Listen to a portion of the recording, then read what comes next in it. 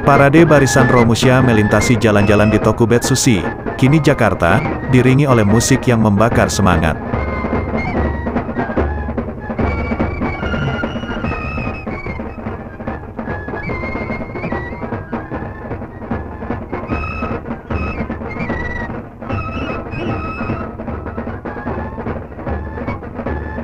Di bawah bentangan spanduk yang mengelorakan slogan-slogan dukungan pada pemerintahan militer Jepang, Soekarno dan Hatta melangkah bersama barisan Romusha. Mereka mengenakan topi jerami, memanggul tas khas Romusha.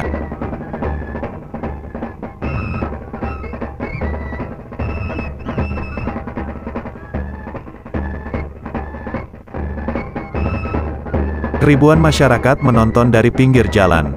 Sesekali Soekarno melambaikan tangan, menyapa masyarakat.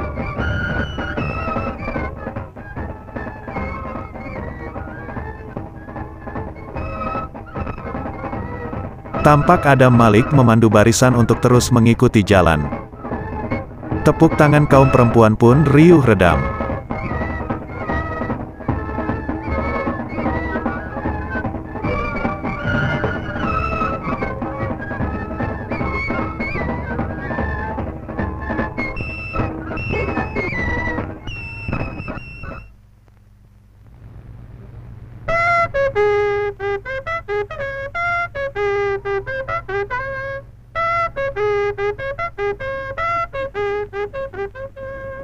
Terompet menjerit, melengking-lengking.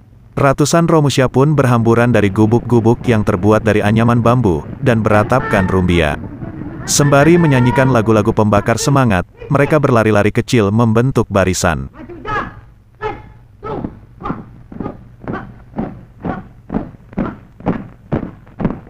Mereka menyusuri jalan pedesaan, hingga melalui perkebunan karet.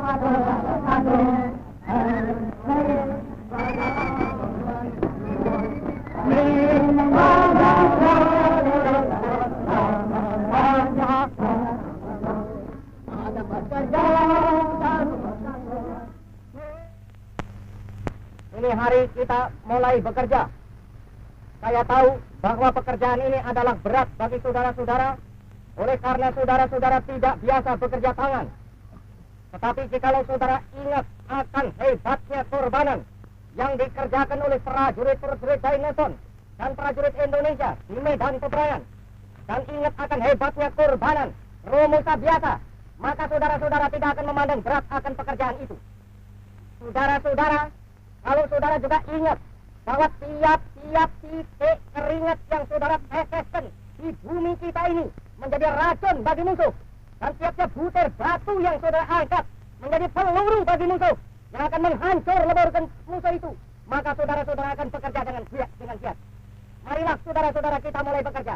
Sekarang tepalkan saudara punya tangan semuanya. Mari kita dengungkan bersama-sama semboyan kita. Tirukan perkataan saya. Hancurkanlah. Hancurkanlah. Musuh kita. Yaitu. Inggris. Amerika. Belanda.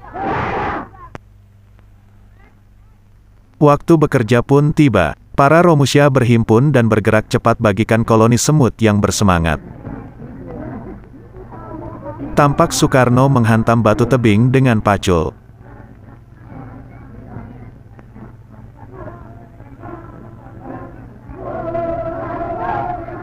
Keranjang pikul pun diisi dengan kerikil.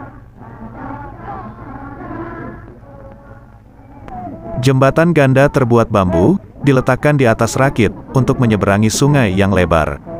Para Romusha bergerak satu arah. Mereka mengangkut pikulan melintasi jembatan.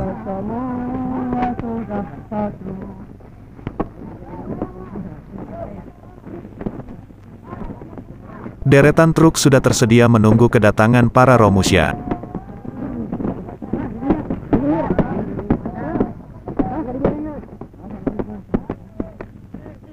Keranjang berisi kerikil pun bergerak secara bergiliran dari bukit naik ke bak truk.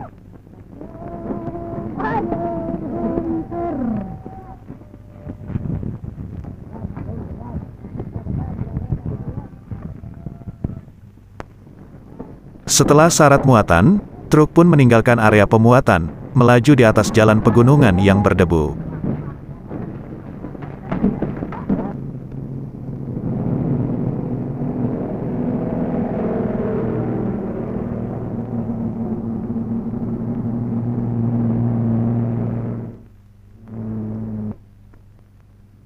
Waktu istirahat pun tiba. Para Romusha berkumpul bersama. Soekarno juga turut bersama mereka. Duduk di lapangan, memakan makanan yang sama.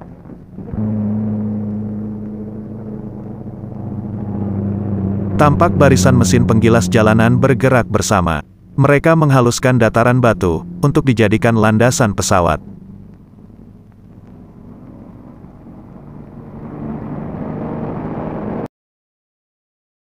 Sejak Februari tahun 1943 hingga Maret tahun 1944, Jepang tengah membangun jalur kereta api sepanjang 89 km dari Saketi di Pandeglang menuju tambang batu bara di Bayah, Banten Selatan.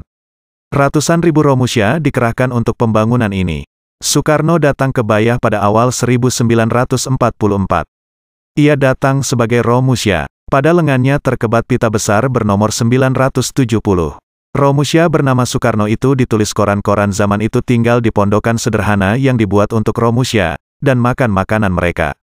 Koran juga memuat foto saat Soekarno mengangkat karung pasir dalam pekerjaan sehari-hari pejuang pekerja itu. Aktivitas Soekarno selama menjadi Romusha itu kemudian direkam, dan disunting menjadi video propaganda yang dahsyat. Melalui propaganda itu, Departemen Propaganda Tentara Jepang ingin berkata, kalau Soekarno saja mendukung Romusha, mengapa Anda tidak? Memang demikian, kedatangan Soekarno ke sana dalam rangka membangkitkan semangat para Romusha untuk mendukung kebijakan Jepang. Bedanya, Bung Karno dan rombongan beberapa hari kemudian pulang ke Jakarta, sementara para Romusha yang asli tidak. Film Romusha yang dibintangi Soekarno sukses mendorong 500 orang rela berangkat sebagai Romusha menuju Burma pada September tahun 1944, untuk mendukung Perang Pasifik di sana. Kelak, sejarah mencatat, Romusha yang dikirim ke Burma itu mayoritas meregang nyawa. Sementara, jumlah korban Romusha dalam pembangunan rel kereta api Saketi Bayah diperkirakan mencapai 93.000 jiwa. Dalam biografi, Bung Karno Penyambung Lidah Rakyat Indonesia, yang ditulis Cindy Adams, Soekarno mengakui dengan hati remuk tentang propagandanya pada Romusha. Sesungguhnya akulah Soekarno yang mengirim mereka kerja paksa. Iya, akulah orangnya. Aku menyuruh mereka berlayar menuju kematian. Ya, akulah orangnya. Aku membuat pernyataan untuk menyokong pengerahan Romusha. Aku bergambar dekat Bogor dengan topi di kepala dan cangkul di tangan untuk menunjukkan betapa mudah dan enaknya menjadi seorang Romusha. Dengan para wartawan, juru potret, gunseikan kepala pemerintahan militer dan para pembesar pemerintahan, aku membuat perjalanan ke Banten untuk menyaksikan tulang-tulang kerangka hidup yang menimbulkan belas, membudak di garis belakang, itu jauh di dalam tambang batu bara dan tambang emas.